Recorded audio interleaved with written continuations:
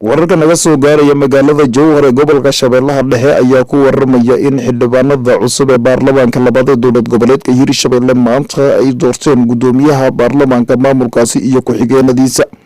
wararka ayaa waxa ay sheegayaan in tartan aan loo kala harin maanta oo ka dhacay magaalada Jowhar kaasoo ay ku baratamayeen qaar ka mid ah musharaxiinta u taagan qabashada xilka gudoonka baarlamaanka ku-xigeenka koowaad iyo ku-xigeenka labaad oo maanta gelinkii dambe ka dhacday magaalada Jowhar ee gobolka Shabeellaha Dhexe. Cabdixakiin Luqmaan ayaa noqday gudoomiyaha baarlamaanka 4 sano ee soo socota ee maamulka Hirshabelle isagoona la hadlay warbaahinta ayaa sheegay in maamulka Hirshabelle uu u furmay waayo cusub isla markaana ay ka shaqeyn doonaan midnimada maamulkaasi. كودي كرماها وحنا رجينا بدل طبعه من لماذا وحبا مثلا إن مجا اسكو بدل ماشي وحلو بها هي وحكبت يهرمر إن شاء الله بإله إله وحرجينا يا أفرت تنصص عطو إن هيرشابيله أنكوه جامين دونه إن شاء الله هرمر كذي وضدي دارات هرمر كان يعجها صارت تنتشر. Cabdixakiin Luqmaan oo noqday gudoomiyaha baarlamaanka 4 sano ee soo socota hogaamin doona maamulka Hirshabelle iyo ku-xigeenkiisa Siraaj Sheekh Isaaq sida guddiga doorashooyinka ay sheegeen. maamulka Hirshabelle ayaa mudooyinkii ugu dambeeyay ku howlanaa soo xulidda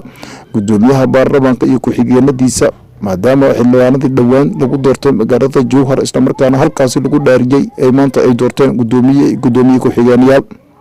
dhinaca kale madaxweynihii hore ee Soomaaliya Sheekh Shariif Sheekh Axmed iyo wafdi hogaaminayo ayaa maanta mar kale gaaray magaalada Jowhar ee gobolka Shabeellaha Dhexe halkaasna kulamo oo kula yeeshay madaxweyne ku-xigeenkii hore ee maamulkaasi Cali Guudlaawe Xuseen isla markaana ah musharax u taagan qabashada xilka madaxweynaha maamulka Hirshabelle.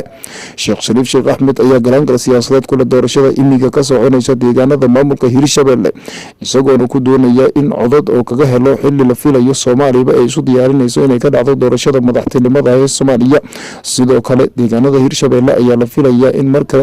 ay soo gabagabado doorashada maamulkaasi isla markaana loo dareeri doono soo xulidda ergooyinka metelaya ama soo dhisi doona xildhibaanada labada aqal ee baarlamaanka cusub ee la filayo in Soomaaliya loo yigleelo. mudooyinkii ugu dambeeyay ayaa maamulka Hirshabelle waxaa ka jiray habacsan dhanka amniga maadaama madaxweynihii hore ee maamulkaasi Maxamed Cabdi Waare uu sheegay in gabi ahaanba uu iska casiray xilkii uu hayay maamulkaasi xilli waqtigiisu uu dhamaaday. Masar Waare ayaa sheegay in aysan u cuntumi waayeen waxyaabaha imiga ka soconaya magaalada Jowhar ee gobolka Shabeellaha Dhexe kuna eedeeyay maamulkii isaga la shaqeynayay inay horinayaan qaar ka mid ah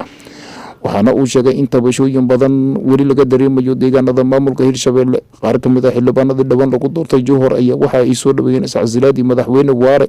ayagoona ku tilmaamay in Waare uu ahaa nin si weyn looga jecel yahay deegaanada maamulka Hirshabelle. xildhibaanka oo ka hadlayay ayaa waxa carabka uu ku dhiftay